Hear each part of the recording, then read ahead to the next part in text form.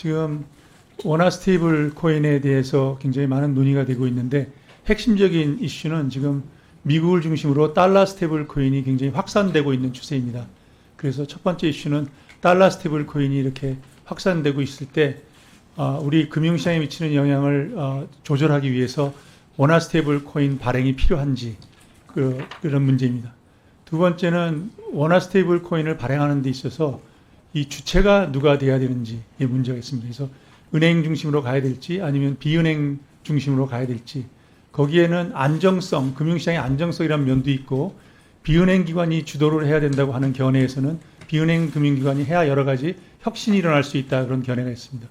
세 번째 이슈는 이렇게 해서 원화 스테이블 코인이 도입됐을 때 우리나라의 경우에는 해외와 달리 아직 자본 자유화를 허용하고 있지 않고 여러 가지 금융 산업 구조상에 있어서 그 금산분리라든지 이런 다른 나라에 없는 그런 제도가 있기 때문에 그 제도와 어떻게 해서 규제를 통해서 좀 그 규제를 어떻게 할지 이런 규제를 적절히 하는 것이 어떤 건지 하는 이슈가 있고 특히 통화정책과 관련해서는 이런 원화 스테이블 코인이 도입됐을 때 우리나라의 통화정책이 효율성이 어떻게 변화할 것인지 이게 큰 틀에서의 지금 이슈입니다. 그래서 제가 하나하나 말씀드리면 우선 한국은행의 경우에는 원화 스테이블 코인의 도입이 필요하다고 생각합니다. 필요하다고 생각하는 이유는 먼 미래에 우리가 지금 전 세계가 화폐가 디지털라이즈 되고 있는 그런 상황을 고려할 때 화폐에 프로그램 기능을 집어넣어야 할 필요가 있습니다. 프로그램 기능이라는 건 뭐냐면 현재도 우리 금융기관의 화폐는 사실 은행과 한국은행 간의 화폐 이 움직임은 다 이미 디지털라이즈가 되어 있습니다. 돈이 움직이지 않고 사실 디지털로 하고 있는데 추가적으로 뭐가 필요하냐면 거기에 이 계약을 집어넣을 수 있는 스마트 컨트랙트가 하고 있는 프로그램 기능이 필요합니다. 예를 들어서 지금은 수출한 업체가 배에다 선적을 해서 LA까지 가고 또 이 물류가 가고 있는데 그 실제로 수입업자하고 수출업자 간에 돈을 지급하려고 하면 LA에 도착해서 그 통관 다 하고 그 다음에 은행한테 얘기해서 지급하게 하고 이런 것이 다 필요한데 지금 뭐 가상적으로 말씀드리면 배가 떠나서 태평양 지나가는 순간 돈은 반을 집어넣어 반을 입금해라 뭐 이런 식으로 계약을 다 할 수 있고 우리 부동산 거래나 이런 모든 거래에 있어서 이런 계약 조건을 집어넣어서 돈을 이체할 수 있는 여러 가지 프로그램을 집어넣을 필요가 있기 때문에 미래의 화폐에서는 이렇게 컨트랙트를 통해서 프로그램을 집어넣는 게 중요하기 때문에 이런 스테이블 코인을 도입하고 이 디지털라이즈 할 때 프로그램을 집어넣는 기능이 필요하기 때문에 한국은행은 미래를 준비하기 위해서 이것이 반드시 필요하다고 생각합니다. 근데 두 번째는 그러면 이것을 발행 주체를 어떻게 할 것이냐 그런 고민이 있는데요. 여러 가지 기술적인 문제가 있습니다. 그래서 이 스테이블 코인 발행을 긍정적으로 생각하고 비은행 금융기관이 이것을 하는 것이 좋겠다고 생각하는 많은 분들은 현재 우리가 DLT라고 하죠. 이 분산형으로 된 이 네트워크를 통해서 하게 되면 모든 정보가 다 기록되기 때문에 한국은행이나 뭐 예탁원이나 기재부나 감독기관이 없더라도 이 프로그램 기능을 통해서 DLT 기능을 통해서 모든 히스토리가 기록되기 때문에 더 투명하게 규제도 할 수 있고 감독도 할 수 있으니까 이걸 비은행 민간기관한테 맡기고 거기서 이런 혁신이 일어나게끔 허용해서 비은행 금융기관이 발행을 하게끔 해달라 이런 요구입니다. 발행은 이제 저희도 동감한다고 했는데 저희는 거기에 대해서 한두 가지 문제점을 생각하고 있습니다. 첫 번째는 이런 네트워크가 있고 DLT라는 테크놀로지 통해서 인포메이션을 다 할 수 있지만 굉장히 작은 업체까지 이것을 다 허용하게 되면 사실은 이런 테크놀로지가 있음에도 불구하고 본인이 안 할 인센티브가 굉장히 생길 수 있다는 겁니다. 자본금이 굉장히 낮은 기업한테까지 이걸 허용한다 그러면 누가 가서 일부 돈을 주면서 좀 내가 이걸 돈 세탁을 하게끔 도와달라 이렇게 하면은 빠질 수도 있고 그래서 저희는 일정 규모가 큰 기업이 아니면 이 돈을 발행하는 스테이블 코인을 발행하는 업체들이 굉장히 많아질 경우에는 여러 가지 부작용이 생기고 불확실성이 있다고 생각해서 업체가 굉장히 큰 기업들 중심으로 가야 될 필요가 있다 그래서 KYC라든지 돈 세탁 문제를 방지할 수 있고 그런 걸 중심으로 할 수 있는 미니멈 사이즈가 필요하다고 생각합니다. 근데 거기서 만일에 정말 큰 사이즈가 크면서도 비은행을 허용할 경우는 어떻게 되느냐는 문제가 생기는데요. 비은행을 허용하면 우리나라는 아직 금산분리라는 원칙이 있기 때문에 사실 이 스테이블 코인을 발행하게 허용한다는 것은 예전부터 우리가 논의했던 네로우 뱅킹이라고 지급결제 은행을 설립을 허용하는 거가 됩니다. 그런데 과거에는 우리가 지급결제은행을 허용하지 않았다는 것은 그것이 은행 산업 구조에 미치는 영향이 굉장히 컸기 때문입니다.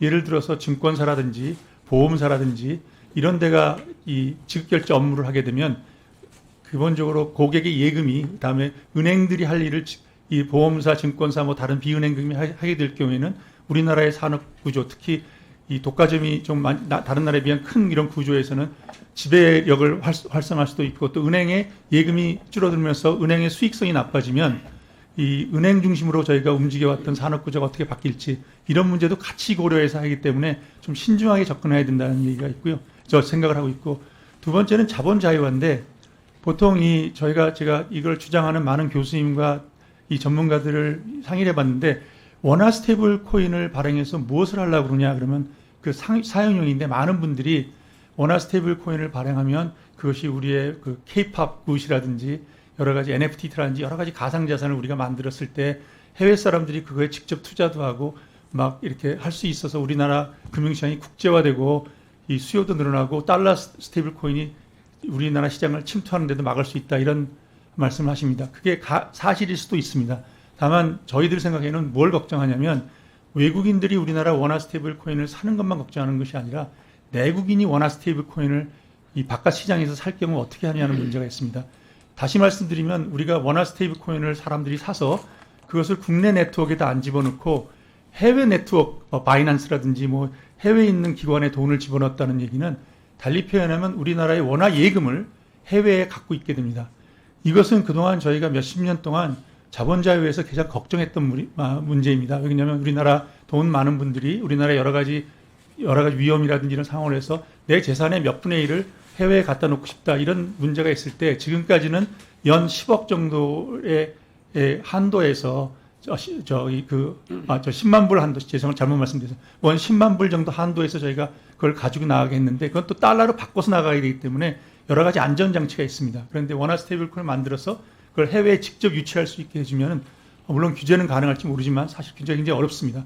근데 그걸 했을 경우에는 자본 자유화를 완전히 피해 나갈 수 있는 그런 문제가 있기 때문에 좀 더 심각하게 고려를 해야 되는 거 아니냐. 그다음에 통화정책 면에 있어서는 이제 비은행 금융기관이 원화 스테이블 코인을 발행하면 기본적으로는 발행 총량을 규제하더라도 통화량을 늘리는 거는 막을 수 있지만 저희가 경제 상황에 따라서 통화량을 줄이고 싶을 때 사실은 은행들은 지급 준비율을 갖고 있기 때문에 저희가 조정하기가 쉬운데 비은행 금융기관이 스테이블 코인을 발행하면 통화량을 줄이기 위해서 너 갑자기 그 국채 담보 잡고 있는 걸 다 팔아라 막 이렇게 했을 경우에 시장에 주는 충격도 굉장히 클 수 있고 그래서 여러 가지 통화 정책에 있어서 유효성에 문제가 있습니다.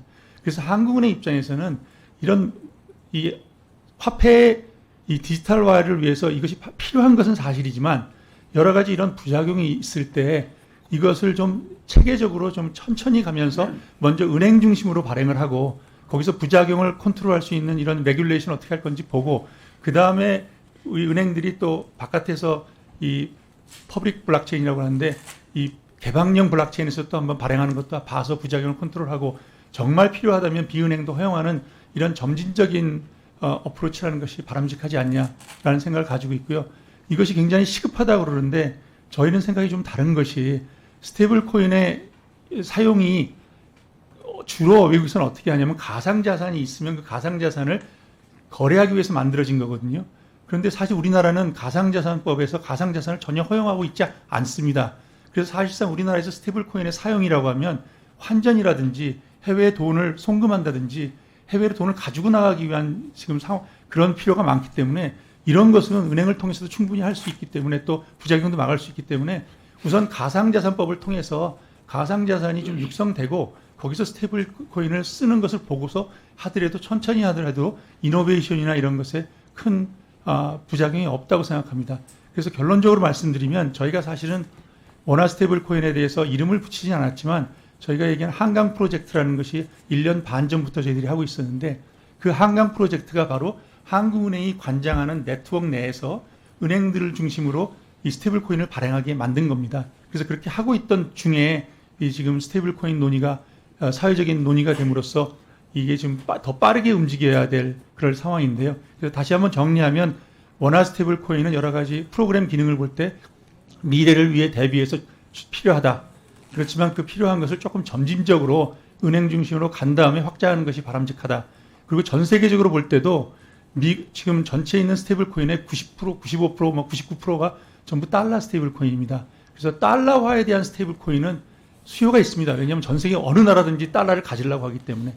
반면에 원화 스테이블 코인을 만들어주면 달러 스테이블 코인에 대한 수요가 줄어들 것이냐에 대해서는 저희는 굉장히 회의적으로 보고 있습니다. 왜냐하면 기본적으로 원화가 있을 때 달러 수요가 있는 것은 환율이 어떻게 움직일 것인지, 해외 돈을 얼마나 가지고 나가고 싶을 것인지 이런 거에 의해서 결정되는 건데, 달리 얘기하면 이것을 디지털화를 했다고 해서 생긴 거가 달러 스테이블 코인과 원화 스테이블 코인인데, 이걸 만들어준다고 원화 스테이블 코인이 대체하라는 것이 아니라 그 경우도 역시 달러가 절상될 것인지 뭐 이런 그런 움직임에서 결정될 거기 때문에, 실제로 미국 달러 스테이블 코인이 많아지기 때문에 이걸 원화 스테이블 코인으로 방어를 하자라는 것은 일부는 맞고 일부는 반드시 맞는 것이 아닌 면이 있기 때문에, 국내 가상자산 발전을 통해서 발전이 얼마나 되는지 보면서 그거의 지급수단으로 쓰이는 스테이블 코인은 시간을 가지고 점차적으로 도입하는 것이 좋겠다 하는 것이 한국은행의 공식 견해입니다.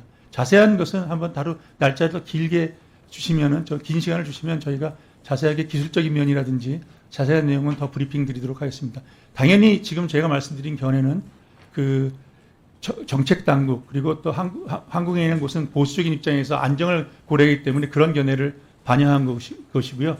많은 이 반대쪽으로 비은행이 허용해야 된다는 분들은 기술 혁신 뭐 이런 것들 많이 하는데, 저희는 이것이 분명히 논쟁은 가능하지만 사실 저희가 생각할 때 이 안정성, 비은행이 발행할 때에 비해서 은행들이 발행할 때 안정성이라는 장점은 분명한 반면에, 비은행 기관이 발행하면 여러 가지 이노베이션이 있을 거다라는 것은 아직은 검증되지가 충분히 않았기 때문에, 그것은 보면서 천천히 확장하면 되지 않을까 이런 생각을 가지고 있습니다. 이상 보고 드렸습니다.